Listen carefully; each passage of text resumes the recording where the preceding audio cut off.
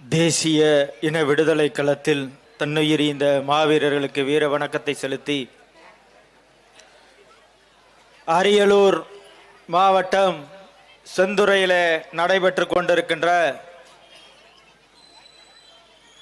சாதிவாரி கணக்கெடுப்பும் சமூக நீதியும் என்கின்ற தலைப்பில் எழுச்சுரையாற்ற இருக்கிற வருங்கால தமிழ்நாட்டினுடைய முதலமைச்சர் என்னுயிர் அண்ணன் செந்தமலன் சீமான் உள்ளிட்ட அனைவருக்கும் எனது அன்பு வணக்கம். சாதிவாரி கணக்கெடுப்பு இந்தியாவினுடைய விடுதலைக்கு பிறகாக தமிழ்நாட்டில் நடைபெறவில்லை.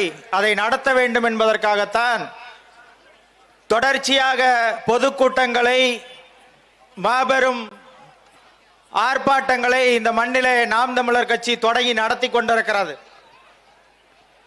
அப்படி ஒரு பொதுக்கூட்டமாகத்தான் இந்த சாதிவாரி கணக்கெடுப்பு பொதுக்கூட்டம் இந்த அரியலூர் மண்ணிலே நடைபெற்று கொண்டிருக்கிறது.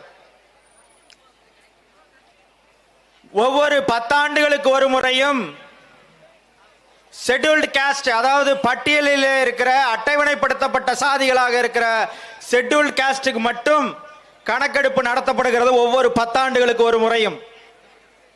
ஆனால் பிற்படுத்தப்பட்ட சமூகங்களாக இருக்கிற பிசி, பேக்வர்டு கிளாஸ் சமூக மக்களுடைய மக்கள் தொகை கணக்கெடுப்பு எவ்வளவு என்று இதுவரை கணக்கெடுத்து சொல்லவில்லை.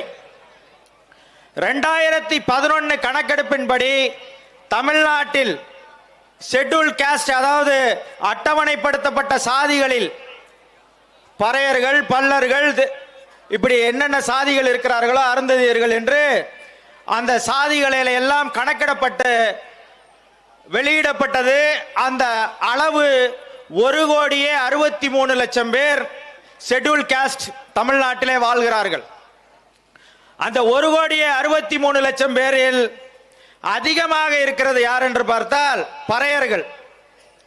92 லட்சத்தி சில்லற இருக்கிறாங்க பறையர்கள் மட்டும் தமிழ்நாட்டில்.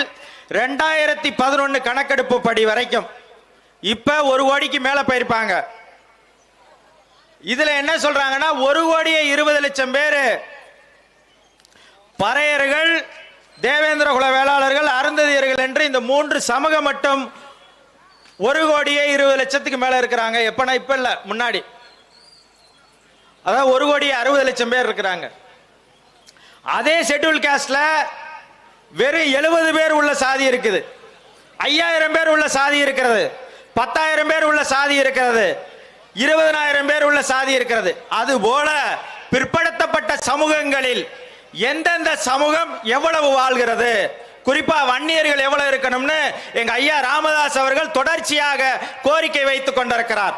பிற்படுத்தப்பட்ட சமூகத்தில் வன்னியர்களுக்கு 10.5 இடஒதுக்கீடு கொடுக்க வேண்டும் என்ற போராட்டத்தை முன்னெடுத்தார். அதாவது எம்பிசில 10.5% இடஒதுக்கீடை வன்னியர்களுக்கு கொடுக்க வேண்டும் என்று அவர்கள் கேட்டார்கள். அப்ப 50% இடஒதுக்கீட்டில் 30% பேக்வர்டு கிளாஸ் பிற்படுத்தப்பட்ட சமூகங்களுக்கு போயிருச்சு. மீதி 20% வந்து மிகவும் பிற்படுத்தப்பட்டோர் பட்டியலில் உள்ள எல்லா சமூகங்களுக்கும் கொடுத்து கொண்டிருக்கிறாங்க. அதுலதான் ஐயா கேட்கிறாங்க, 20ல் 10.5 வன்னியர்களுக்கு கொடுங்க என்று கேட்கிறார்கள். அதுபோல தமிழ்நாட்டில் உள்ள எல்லா சமூகங்களையும் கணக்கெடுத்து சொல்லுங்கன்றதுக்காகத்தான் இந்த கூட்டத்தை நடத்தி கொண்டிருக்கிறோம். இந்த கூட்டத்தினுடைய நோக்கம் கணக்கெடுப்பு எவ்வளவு என்று வந்தால்தான் யார் யாருக்கு உரிய பங்கீடை கொடுப்பது என்பதற்காகத்தான். அதுதான் சமூக நீதி. அப்ப யார் எவ்வளவு கணக்குன்னு சொல்லிட்டா அதுக்கப்புறம் அவங்களுக்கு எவ்வளவு இடஒதுக்கீடுன்னு சொல்லிடலாம். இப்பொழுதுதான் கிட்டத்தட்ட 75 ஆண்டுகள் இந்தியாவை ஆண்டு இருக்கிற கட்சிகளில் 50 ஆண்டுகளுக்கு மேலாக ஆண்டு இருக்கிற காங்கிரஸ் கட்சியினுடைய தலைவராக இருக்கிற ராகுல் காந்தி வாய் திறந்து சொல்றார், சாதிவாரி கணக்கெடுப்பை காங்கிரஸ் வந்தால் செய்வோம் என்று. பகுஜன் சமாஜ்வாடி கட்சியினுடைய தலைவர் மாயாவதி அவர்கள் இன்னைக்கு சொல்லியிருக்கிறாங்க, இத்தனை ஆண்டுகளாக ஆட்சியிலே இருந்த காங்கிரஸ் ஏன் இதை செய்யவில்லை, இப்பொழுது ஏன் செய்கிறோம் என்று பேசுகிறீர்கள் என்றால் நீங்கள் நடிக்கிறீர்கள், நாடகம் போடுகிறீர்கள், பொய் சொல்லுகிறீர்கள் என்று பகுஜன் சமாஜ்வாடி கட்சியினுடைய தலைவர் அம்மா மாயாவதி அவர்கள் சொல்றாங்க.